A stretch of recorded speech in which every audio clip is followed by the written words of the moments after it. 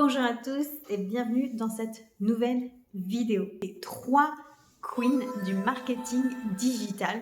À mon sens, c'est pour moi les 3 meilleures qui ont réussi dans le marketing digital et qui aujourd'hui font beaucoup d'argent grâce à ça. Dans l'univers ultra compétitif du marketing digital, certaines femmes se sont imposées comme de vrais leaders du marché. 3 piliers clés du marketing moderne. Donc aujourd'hui, je te présente les 3 femmes qui m'inspirent à l'heure d'aujourd'hui dans ce domaine. Et en même temps, je vais t'expliquer aussi les stratégies qu'elles ont mis en place. Elles ont proposé d'essayer grâce à leurs vidéos YouTube et que moi, j'ai mis en place et je vais vous dire ce qui a fonctionné et ce qui n'a pas fonctionné. Alors, on a la première queen qui est forcément Tata Gamze. Si vous ne connaissez pas Tata Gamze, vous connaissez rien. Alors moi, j'adore Tata Gamze parce que c'est la nana qui va vous dire cache ce qu'elle pense. Peu importe si ça vous dérange ou ça vous dérange pas, elle s'en fout en fait. Elle dit ce qu'elle pense et tant pis si elle vous heurte un minimum, c'est pour vous secouer.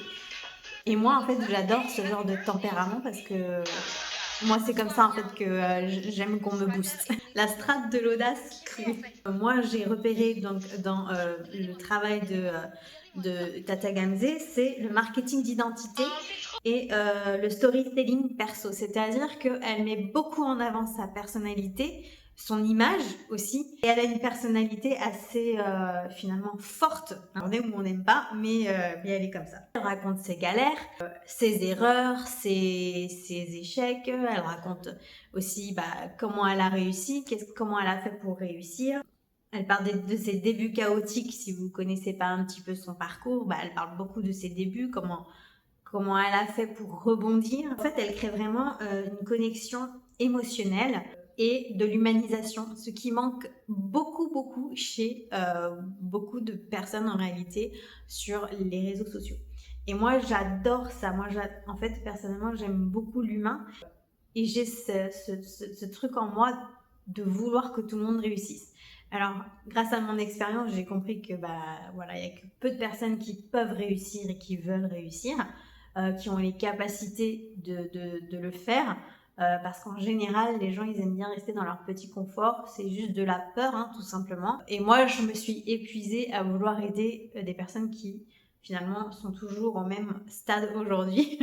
Alors, c'est pas pour les critiquer, mais c'est juste pour analyser qu'il y a des personnes qui veulent s'en sortir et d'autres qui n'arrivent pas à trouver le moyen de s'en sortir, malgré tous les efforts que vous allez pouvoir faire pour les aider. Il faut passer à autre chose, il ne faut pas leur en vouloir, il faut juste passer. Et puis, le jour où ils seront prêts, ils viendront vers vous. Le social selling via les contenus courts, donc tout ce qui est TikTok, Insta et YouTube. Donc, elle vend via ses vidéos, donc à travers ses stories, mais aussi à travers ses reels, si vous la suivez un petit peu. Elle parle beaucoup de son... si vous voulez, elle crée une connexion assez forte avec son audience. Et parfois, elle rebondit aussi, assez souvent, elle rebondit aussi sur l'audience de haters et elle rebondit toujours très bien. C'est-à-dire qu'elle reste assez forte, elle reste toujours dans cette force intérieure et elle n'arrive pas à se faire déstabiliser. Ce que les haters aimeraient qu'elle fasse, ils n'y arrivent pas à la déstabiliser, c'est ancré en fait en elle. Et moi, je comprends ça parce que j'ai évolué là-dedans et j'arrive à switcher. Je comprends pourquoi on peut arriver à ne plus être déstabilisé par rapport à ça. Elle fait de la vente sans vendre et c'est ce qui fonctionne le plus dans le marketing digital, mais c'est pas donné à tout le monde n'arrive pas à le faire. C'est humour parce que c'est vrai qu'elle est assez drôle finalement, mais pour moi je la trouve assez rigolote. Je m'identifie beaucoup en elle parce que sa personnalité, j'aime sa personnalité. Son offre elle est ciblée. Elle est simple. Elle propose donc des formations workshops. Elle vend vraiment en fait en privé, c'est-à-dire que elle parle beaucoup. Et il faut aller la voir en DM pour prendre sa formation. En ce moment, j'ai remarqué qu'elle ouvrait un petit peu plus donc sur ses réseaux parce que je vous avais dit dans une vidéo que, à mon avis, sa formation devait être devait pas être donné. Et finalement, j'ai réussi un petit peu à les voir justement parce que elle nous a ouvert sur sa story. Elle nous a ouvert la possibilité d'aller cliquer et d'aller voir combien sa formation elle est. Donc personnellement, c'est pas que je veux pas la prendre, c'est que financièrement, ça c'est pas possible pour le moment. Mais je serais tentée, pourquoi pas, si j'ai un peu plus d'argent, pourquoi pas prendre sa formation. Elle crée un sentiment de FOMO, si vous connaissez pas FOMO. La méthode FOMO, c'est quoi? C'est créer en fait une offre limitée. C'est une offre aussi fermée dans le sens où donc limitée et dans le temps et limitée aussi au niveau des personnes qui vont pouvoir suivre la formation. Et moi, en fait, j'adhère totalement à cette stratégie. C'est les inscriptions fermées, c'est-à-dire qu'il y a un nombre de personnes qui vont acquérir sa formation. Et en fait, une fois qu'elle a défini le nombre, hop, elle referme. Et après, elle rouvre. Voilà, en fait, c'est comme ça que ça fonctionne. Elle crée vraiment une connexion avec sa communauté. C'est pas facile, vraiment, de faire ça. Il faut déjà bien connaître le réseau social où on travaille dessus. Et il faut connaître comment ça fonctionne. Et ensuite, il faut aussi arriver à captiver l'attention de son audience. Et ça, c'est pas donné à tout le monde. C'est quelque chose qui se travaille. Donc voilà, il y en a qui sont plus doués que d'autres. Il y a des personnes qui ont ça dans le sang, qui comprennent tout de suite et tout de suite ça fonctionne. Et il y a des personnes comme moi qui comprennent pas tout de suite parce qu'on a aussi des a priori, on a des blocages, une façon de faire aussi, des habitudes qui sont pas forcément bonnes pour notre évolution. Et du coup, on met du temps à évoluer et c'est ok. En fait, il y a pas de souci. Comme on dit, elle a une fan base qui sont engagés. Souvent, quand elle se fait attaquer par certains followers, sa fan base est toujours là en train de la défendre. Elles sont toujours en train de parler de sa formation, de parler d'elle dans n'importe quel post. Si par exemple on va parler de marketing digital et qu'elle est pas elle est pas là, hein, c'est pas elle le centre. Tout de suite, on va dire, tu connais pas Tata Gamze. En fait, c'est une référence. On va passer à ce que j'ai testé et ce qui a fonctionné dans les stratégies de Tata Gamze. J'ai testé une seconde source de revenus qu'on peut avoir dans notre business. Donc, elle, à un moment donné, elle parle qu'elle a commencé par la couture et elle a commencé à les vendre sur les réseaux sociaux. Et donc, je me suis dit, à toi aussi, essaye d'avoir une autre source de revenus pour te payer le matériel, pour te payer tout ce qui est à côté et que tu peux pas te payer tout simplement. Tester cette source de revenus qui a fonctionné tout de suite. Je suis sur l'ordinateur ou quoi, j'ai les yeux qui fatiguent. J'ai des espèces sur les côtés, j'ai des espèces de trucs noirs qui apparaissent. Mais parce que j'étais vraiment beaucoup sur Internet en train d'apprendre la formation, etc. Donc, du coup, je me suis dit, il faut que je me trouve des lunettes de repos et anti-lumière bleue. Et donc, c'est pour ça que je vous les ai mises en début de vidéo. C'est des lunettes maintenant que je vends sur Vinted et ça a explosé, ça a cartonné dès le départ. J'ai fait des tout petits prix, j'ai tout vendu en l'espace de même pas 2 semaines. Donc voilà, donc là elles en font partie, elles sont en vente sur Vinted, donc si vous voulez aller voir, je vous en prie, le lien il est juste en dessous. Je fais ma petite com, cette première stratégie, elle est validée. Toujours cette autre source de revenus. Si vous connaissez pas un petit peu mon histoire, je vous invite, pareil, je vais vous mettre la vidéo sous la description. J'ai ouvert en fait mon propre espace de coworking. Ici, j'y suis. Voilà, je suis en train de faire ma vidéo dans mon espace de coworking. Alors c'est un entre-deux, c'est-à-dire que ça s'est fait un peu naturellement, ça s'est fait aussi par ma volonté. Et quand j'ai entendu ça, parce qu'inconsciemment, je sais pas, c'est des sources de revenus en plus. Et tout le monde peut le faire. Tout le monde peut le faire. Si moi j'y suis arrivée, vous pouvez y arriver. Et ce qui est bien, c'est qu'en fait, on peut tout faire grâce au marketing digital. Le storytelling, testé, c'est en cours. justement. Je suis en train. Voilà, je suis tout simplement en train de le faire. Donc, si vous voulez voir mes propres résultats, je vous invite à vous abonner. J'ai créé moi 2 accompagnements. Et dans ces accompagnements, je souhaite vraiment, en fait, moi, je veux vraiment, ça me tient tellement à cœur que les personnes que je vais accompagner, elles aient des résultats. Je veux qu'elles y arrivent. Et je veux pas juste vendre une formation pour vendre une formation. En fait, moi, j'ai toujours été dans la vente et vendre pour vendre, ça m'intéresse pas. Je veux que ce que je vais apporter en fait à la personne, elle réussisse à faire quelque chose.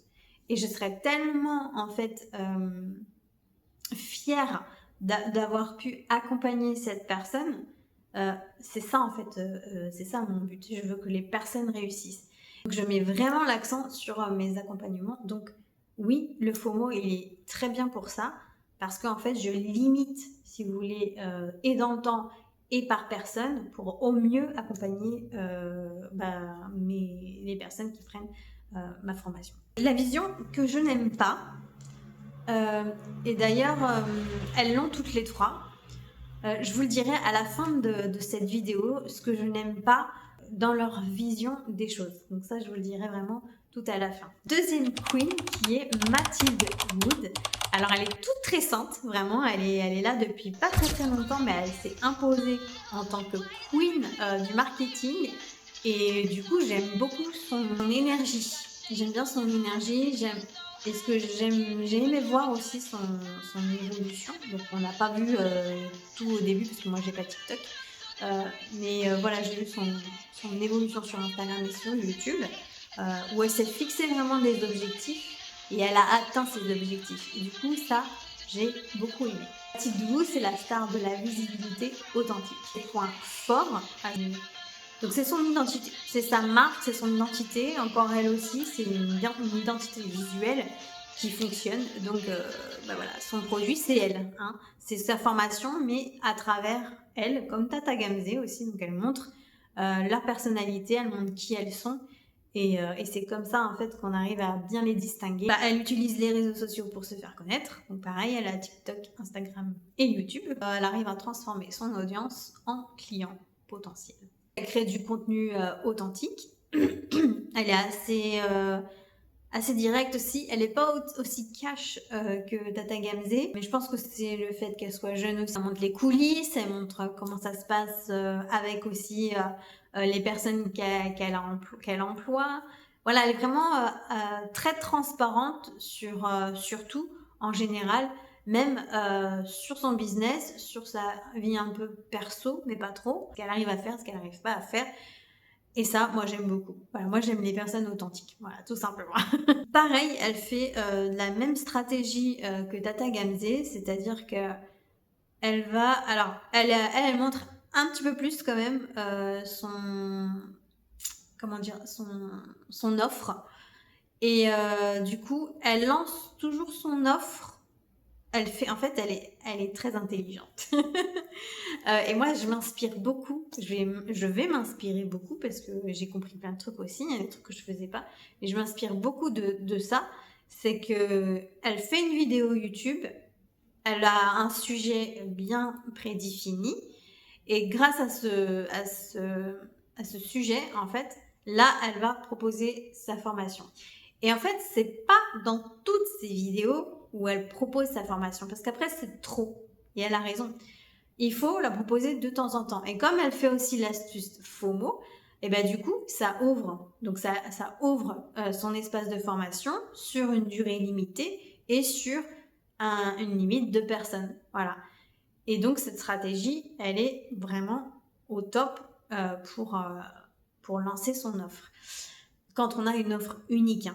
En fait, elle donne des astuces gratuites sur tout en général, hein, sur le marketing digital, sur d'autres choses aussi.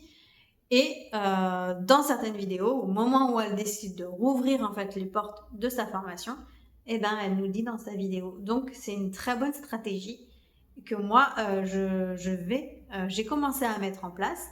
J'ai eu quand même des retours. C'est pas encore ça, mais j'apprends, hein, je suis comme vous, j'apprends. Aussi, ce qu'elle met en avant, c'est les partenariats. Et elle s'est spécialisée vraiment dans ça, donc elle en a parlé beaucoup au début de ses premières vidéos. Elle en parle un petit peu moins aujourd'hui, et elle va en parler quand elle fait un partenariat avec des offres. De mon côté, ça, avant, ça me plaisait. Aujourd'hui, je vois que c'est très compliqué et je vois aussi surtout que tout le monde a toujours les mêmes offres. Et moi, du coup, ça m'intéresse pas qu'on me propose ce que les autres proposent déjà, en fait. Moi, si j'ai une société qui vient vers moi et qui me dit voilà, est-ce que tu peux essayer de revendre ça ou quoi, si en fait tout le monde le revend, ça m'intéresse pas. Moi, il faut que j'ai l'exclusivité, sinon c'est pas la peine. Voilà, je suis comme ça. Je trouve que en fait, on est tous uniques et qu'on doit refléter quelque chose d'unique. Donc, si tout le monde vend toujours tout le temps la même chose, je vais parler pour beaucoup de youtubeurs qui, vous rappelez-vous, à un moment donné, ils vendaient tous la gourde avec le goût. Ils font aussi beaucoup de publicité pour la carte bancaire Revolut. Ils le font tous. À un moment donné, déjà, c'est saoulant. On a l'impression d'être des machines à cash qu'il faut toujours acheter. Et en fait, ça devient chiant. Et en plus, c'est toujours des pubs, même s'ils le font d'une manière différente, ça reste toujours le même produit. Donc personnellement, moi, ça m'intéresserait pas, à part si vraiment on me propose un produit en exclusivité et il y a que moi qui le vende.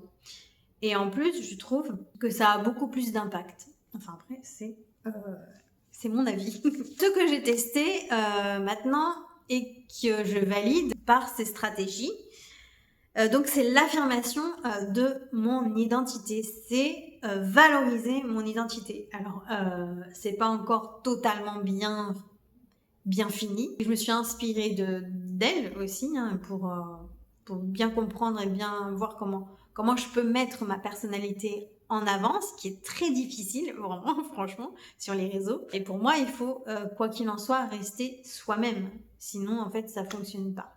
Après, c'est encore mon avis. Mais c'est pour ça que j'ai choisi ces mentors-là, parce que c'est comme ça que moi j'ai envie en fait de faire évoluer mon business. Ce que j'aime aussi, c'est que ces vidéos, c'est comme si que ces vidéos, elles tombaient toujours à pic. Aujourd'hui, elle a sorti une vidéo, donc elle, c'est le lundi matin à 8h. Elle a sorti une vidéo, en fait, je sais que je vais la regarder, qu'elle va m'inspirer, parce qu'il s'est passé des petits trucs, voilà, un peu dans le business, un peu compliqué ce week-end. Et du coup, ça m'a un peu baissé le moral, et je me dis, tiens, je vais aller regarder sa vidéo, parce que je sais que ça va me faire du bien. Ces vidéos, elles sont très inspirantes, parce qu'en fait, ce qui est intéressant, c'est elle est pas au début de son business, elle est au milieu, et que du coup, elle a encore en fait son énergie du début. Et c'est ça qui est bien pour nous les débutants, parce que du coup, on va s'inspirer, et elle a encore elle n'est pas passée un cap au-dessus où elle a complètement oublié tout par où elle est passée. Et c'est ça qui est intéressant, parce que moi, je trouve que il faut pas oublier d'où on vient et par où on est passé. Parce qu'après, quand on passe à des étapes, on oublie complètement et on se souvient plus de pourquoi on le fait en fait. Elle parle de comment en fait elle prépare ses vidéos YouTube, et ça, il y en a aucun, j'en ai trouvé aucun sur YouTube qui le faisait, qui nous aide à préparer nos vidéos YouTube. Alors ça paraît logique, mais en même temps, quand on ne sait pas, voilà, on peut pas le deviner. Donc je dis mais oui, mais en fait c'est vrai. Moi j'ai essayé de préparer plusieurs fois, à chaque fois avant quand je faisais des vidéos, mais le problème c'est que j'arrive pas à retenir comme je vous ai dit, et donc j'ai besoin que ce soit spontané. Si c'est pas spontané, en fait c'est moche, la vidéo est nulle. J'en ai fait des vidéos et on voit que je suis en train de lire et tout. C'est pas intéressant, je trouve, pour les personnes. Et du coup, vous voyez, là, j'ai écrit, donc j'ai fait mon script. Donc, ça me donne une ligne de conduite. Euh, je vais lire un petit peu et en fait, je vais reprendre parce que j'ai des phrases clés. Et là, je me dis, ah oui, il y a ça qu'il faut que je dise, ça qu'il faut que je dise, parce que c'est important. Et tout de suite, en fait, les mots-clés me servent à me dire, bah tiens, tu te rappelles de ça, donc vas-y, raconte ça. Et du coup, c'est pas écrit noir sur blanc ce que je dois c'est pas écrit noir sur blanc ce que je dois dire. Donc c'est pour ça maintenant que j'ai essayé plusieurs stratégies et je pense que pour moi c'est la bonne, c'est la meilleure. Après on sait pas, peut-être que ça va évoluer, mais en tout cas à l'heure d'aujourd'hui c'est la bonne. Donc elle m'a aidé beaucoup sur ces scripts là. Et pareil, on en revient toujours aussi à la méthode FOMO, ChatGPT. Alors, dans la formation, on nous parle de ChatGPT, hein, et moi, j'étais très réticente à vouloir m'en servir avec tout vraiment ce qui se dit dessus et tout. Je me suis dit non, j'ai peur, ça m'a fait peur. Et en fait, quand j'ai vu ces vidéos et qu'elle a commencé à expliquer comment elle utilisait ChatGPT, je me suis dit, ah, mais en fait, ok, c'est pas si grave que ça. Ça n'a pas l'air si drama comme on peut en parler. Et depuis en fait que j'ai testé, mais je suis H24 sur ChatGPT. En fait, pourquoi moi ça m'aide? Parce que déjà je m'exprime d'une manière très familiale. Vous voyez, même là, je sais pas comment on le dit. Voilà, parce que c'est comme ça que j'ai été éduquée, et parce que voilà, c'est ma façon d'être. Donc je m'exprime vraiment, voilà, comme si que vous étiez mes potes, quoi. C'est comme ça que je m'exprime. Et quand on veut bien travailler sur les réseaux, parce que beaucoup nous jugent, on a besoin de plus de structure, on a besoin de mots qui impactent. Et moi, les mots, je les mélange. Voilà. Et je vais penser à un truc, je vais dire un mot, mais qui n'a rien à voir en fait. C'est pas le bon mot. Et ça, on me l'a beaucoup reproché dans ma vie perso. Du coup, maintenant, je fais très attention. Et ChatGPT, pour ça, c'est incroyable. Ça veut dire qu'il va m'aider. C'est-à-dire, j'ai l'idée. J'ai toujours plein d'idées, moi, de toute façon. J'ai toujours plein d'idées. Je vais lui écrire. Et lui, en fait, il va mieux me structurer mon idée. Et en plus, on peut aller vraiment bien dans les détails. C'est-à-dire que quand il me dit, bah tiens, nanana, ah, je dis non, mais en fait, non, c'est pas du tout ce que je suis en train de te dire. C'est comme ça et comme ça que je veux. Parce que mes idées, elles sont bien déterminées dans ma tête. Mais c'est vrai que j'ai toujours eu du mal à mettre sur papier mes idées, à mettre en place mes idées, parce que j'ai pas appris, on m'a pas appris, et que grâce vraiment à ChatGPT, ça en fait c'est une mine d'or, c'est incroyable. Et aujourd'hui, j'arrive mieux à faire des vidéos grâce à ça, parce que c'est plus établi, c'est plus concret. Il y a des étapes quand on fait des vidéos, il y a des étapes vraiment à structurer. Et moi, quand vous allez voir, vous pouvez aller voir mon autre chaîne, Pauline Libera Coaching, vous verrez l'espace où c'est pas du tout structuré. C'est borderline. Les vidéos, elles durent plus d'1 heure, je vous raconte ma life, ça, c'est horrible. Horrible pour ceux qui ont du mal à me regarder. J'ai quand même réussi à avoir plus de 1000 abonnés, donc je pense que l'authenticité et la spontanéité, les gens, ils aiment ça aussi. Mais quand on veut se démarquer et quand on veut avoir de la qualité dans notre business, il faut structurer. Allez, on passe à la 3e queen du marketing digital. Coucou, il y a un pigeon. C'est Solène Feng. Alors, c'est la reine du multipotentiel, star de l'alignement. Alors, j'ai écouté un dernier podcast d'elle où elle parle qu'elle en peut plus de ce mot d'alignement. Et d'ailleurs, justement, on va en parler en fin de vidéo. Elle a fait un livre qui s'appelle Pourquoi choisir quand on veut tout faire. Et donc moi, je me retrouve totalement là-dedans. Et il y en a un aussi, il y a un YouTuber aussi que je suivais, mais je me rappelle plus son nom, là, je l'ai pas en tête, mais je vous le mettrai dans la description. Et lui, il avait commencé déjà à parler de la multipotentialité, et elle, en fait, elle s'est... en fait, je pense que quand on est une femme, on a envie de suivre une femme, et quand on est un homme, on a envie de suivre un homme. Moi, c'est ce que ça me fait. Par contre, être inspiré par les hommes aussi, ça m'intéresse beaucoup, mais on a plus tendance quand on veut créer notre business à vraiment s'identifier à une femme quand on est femme. Voilà, oui, vice-versa. Et du coup, c'est vrai que lui, j'aimais beaucoup ses vidéos, mais quand Solène, elle est arrivée et qu'elle a Voilà, elle a parlé de multipotentialité. Alors là, je me suis dit, waouh, j'adore. En plus, ce que j'aime chez Solène Fake, c'est sa douceur. C'est vrai elle dégage quelque chose de très doux. Euh, on sent qu'elle est très empathique. J'aime bien son énergie. Et on sent aussi qu'elle est... j'aime son côté vulnérable, en fait. Moi, j'adore. J'aime pas les gens qui portent des masques. Et, et souvent, sur les réseaux sociaux, il n'y a que ça, que les gens qui portent des masques. Et moi, j'arrive tout de suite à détecter. Sa grande copine, je peux pas, j'y arrive pas. Sa grande copine, je ne peux pas. Pour moi, il y a un masque, elle n'est pas elle.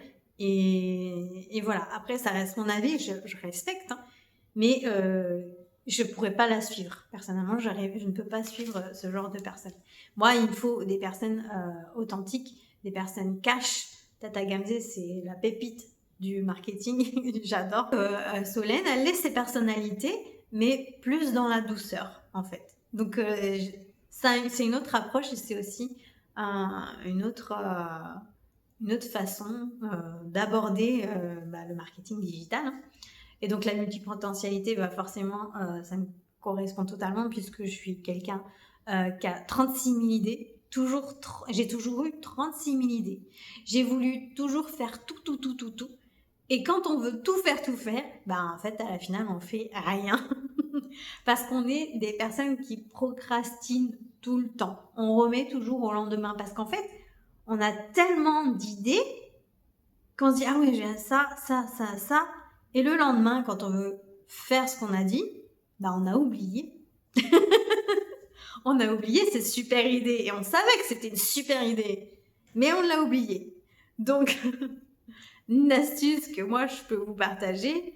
Et d'ailleurs, alors je sais plus si ça vient d'elle ou d'autres personnes que j'ai regardées. Mais c'est d'écrire, en fait. C'est l'idée. Dès que vous avez une idée, prenez un cahier, un stylo et vous notez tout de suite parce que l'idée, elle peut être tellement excellente, mais le lendemain, comme on a d'autres idées qui arrivent derrière, on oublie et c'est bien dommage. Ce que j'ai compris aussi, c'est que tout ne peut pas être business. C'est-à-dire qu'on peut avoir plein de passions et plein d'ambitions et être curieux de plein de choses, mais en fait, elle explique que voilà, on peut pas faire tout d'un business, c'est pas possible. C'est pas possible. On peut pas être sur tous les fronts. Donc en fait, et grâce à elle, grâce à ça, j'ai pas pris sa formation, mais c'est juste ses tips sur Instagram quand je l'ai écouté.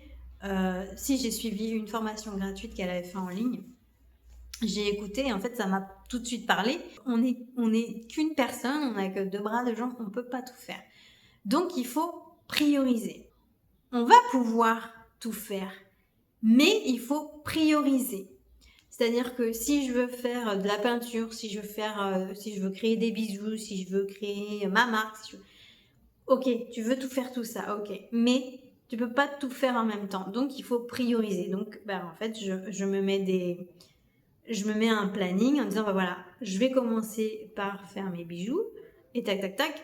Et une fois que ça c'est fini, que ça a marché, hop là, je vais pouvoir aller sur l'autre passage et ensuite voilà, et au fur et à mesure ça se fait comme ça, mais pas tout faire en même temps parce que ça marchera pas. On peut pas être sur tous les fronts. On peut arriver à trop se disperser et arriver aussi à un burn-out. Pourquoi ? Parce que quand on a plein d'idées, on n'arrive pas à aller jusqu'au bout des choses. Et moi, on m'a tellement reproché. Alors moi, ce qu'on me disait, voilà, toi tu commences un truc, tu finis jamais. Voilà ce qu'on me disait. Et quand Solène Fake, elle a dit ça, je dis mais oui, mais c'est totalement ça. Mais pourquoi ? Parce qu'en fait, tu veux tout faire.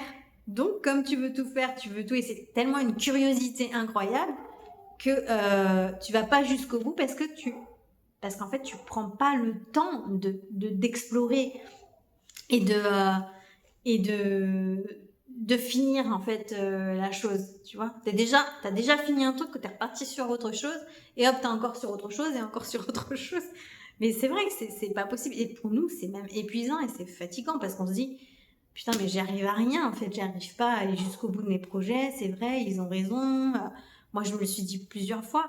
Et en fait, non, c'est parce qu'on n'a pas la bonne technique. C'est parce qu'on n'a pas le bon apprentissage puisqu'on on est très peu dans ce cas-là. En fait, on est des personnalités créatives. On a une imagination débordante.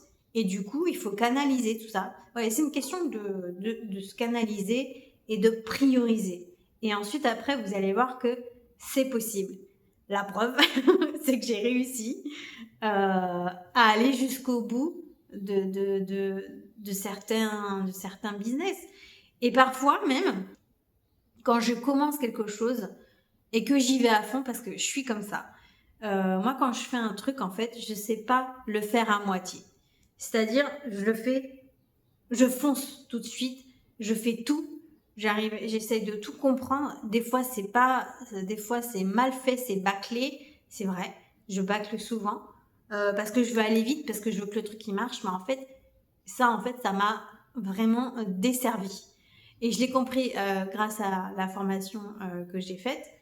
C'est que j'ai tellement été têtue en me disant ouais, bah, ça je sais, hein, un petit peu, genre je me la pète.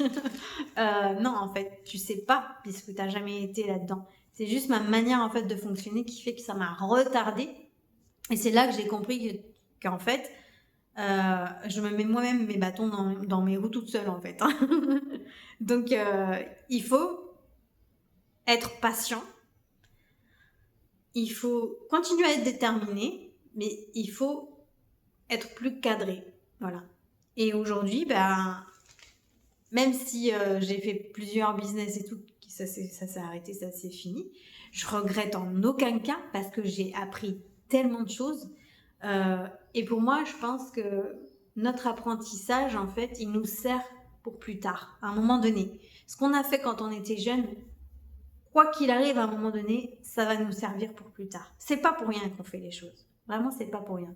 Et donc moi, qui ai toujours été dans la vente, alors que je suis quelqu'un de timide à la base, je suis timide, introvertie et réservée, ben c'est pas pour rien que je fais de la vente. La vente, c'est un peu du théâtre. La vente, c'est aussi aller au devant des autres, c'est aussi se connecter aux autres.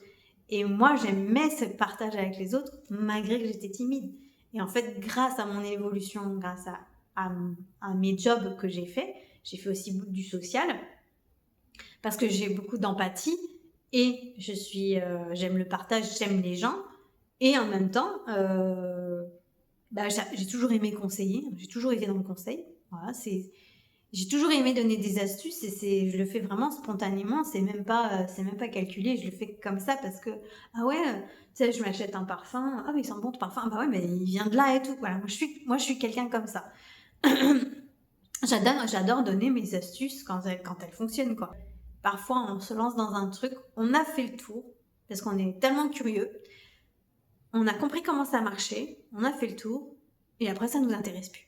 Et ça, moi, ça m'arrive tellement de fois. Et c'est ça aussi, quand on dit, ouais, tu commences un truc, tu finis jamais. Mais en fait, parce que j'ai déjà fait le tour, en fait. Ma curiosité, elle est telle que je veux comprendre comment ça fonctionne. Une fois que j'ai compris comment ça fonctionnait, eh ben, ok. Bah, c'est bon, je passe à autre chose. Ça m'intéresse plus.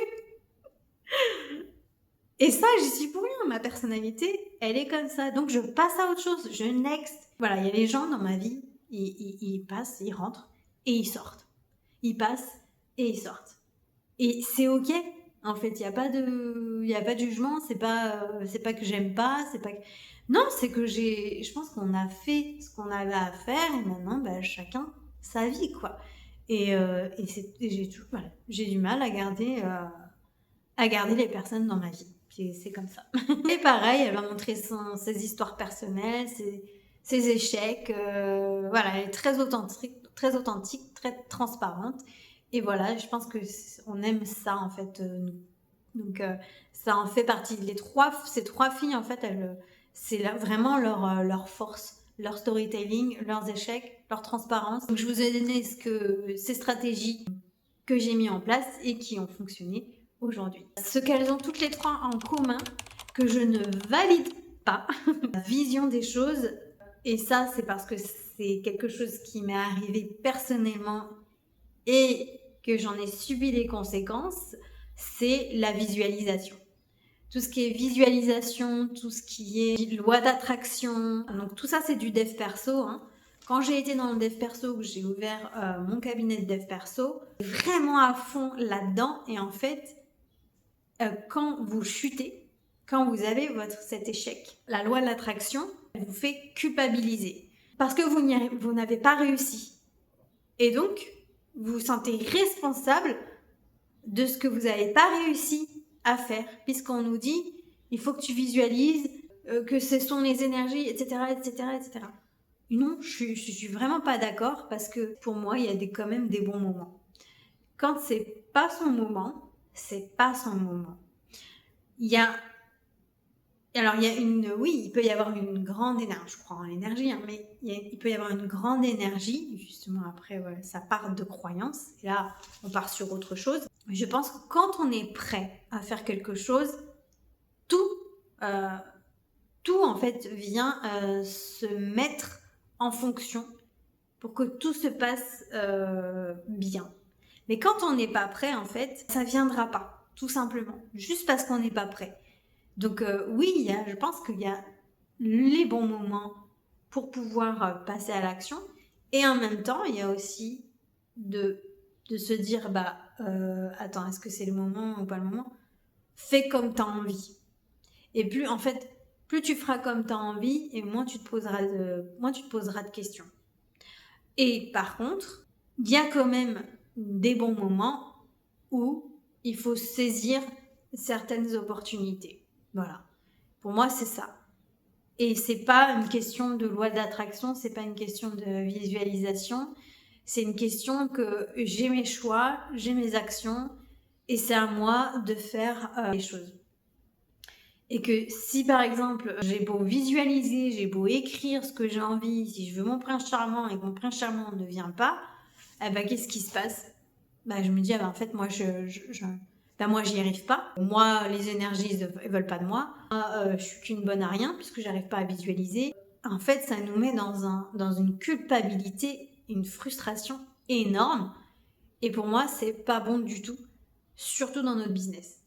Pour moi, je pense qu'il faut avant tout compter sur soi et avant tout être raisonnable et se regarder dans la glace et se dire, est-ce que je suis capable de le faire ou est-ce que je suis pas capable de le faire aujourd'hui? Ça veut pas dire que demain je serai pas capable de le faire. Ça veut dire que juste à l'instant T, qu'est-ce que je suis capable de le faire?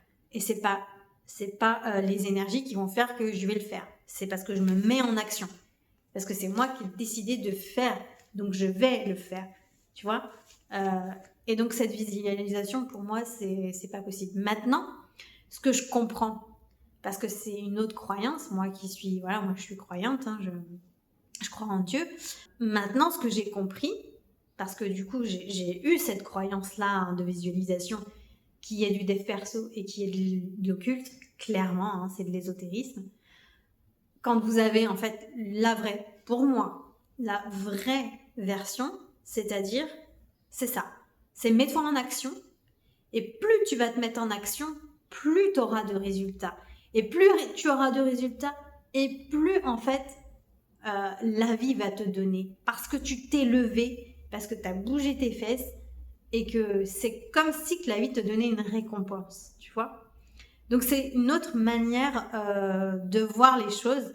Et moi, elle me correspond plus parce qu'au moins, je ne suis pas déçue. Je suis pas déçue que j'ai beau écrire ce que je veux, ça n'arrive pas. Non, en fait, c'est vraiment comme aller chez la voyante et qu'elle vous dit, voilà, il va se passer ça, et puis vous restez dans votre chaise et puis rien se passe. Parce que c'est pas comme ça que ça fonctionne. En fait, il faut se bouger, tout simplement. Donc, la visualisation, je ne valide pas. Pour moi, c'est vraiment, ça part de soi. Ça part de soi et ça part pas de je vais écrire, tiens, j'ai envie d'être milliardaire, donc demain je serai milliardaire. Non, non, non. Non, non. Donc, je sais que c'est pas comme ça qu'elles veulent que vous voyez la chose, parce que c'est plutôt bienveillant ce qu'elles veulent montrer. Mais pour moi, c'est pas une bonne chose parce que ça met énormément de frustration aux personnes qui n'y arrivent pas et qui vont du coup être déçues d'elles-mêmes et de se dire que finalement elles sont pas dans le bon business alors que ça se trouve elles y sont, mais il faut juste du temps et il faut juste une autre manière de faire. Donc voilà sur quoi je ne suis pas d'accord et c'est juste un seul point. Sinon, le reste, je valide tout à 100%. Là, dites-moi en commentaire ce que vous avez préféré. Quelle queen vous préférez dans ces trois personnalités et quelle stratégie vous avez commencé à mettre en place aussi pour votre marketing digital. Je vous invite à me suivre aussi sur Insta. Je vous fais de gros bisous. J'espère que cette vidéo vous aura plu. Merci à ces trois queens sans quoi cette vidéo n'existerait pas. Donc, grazie. Merci beaucoup. Allez, à la prochaine.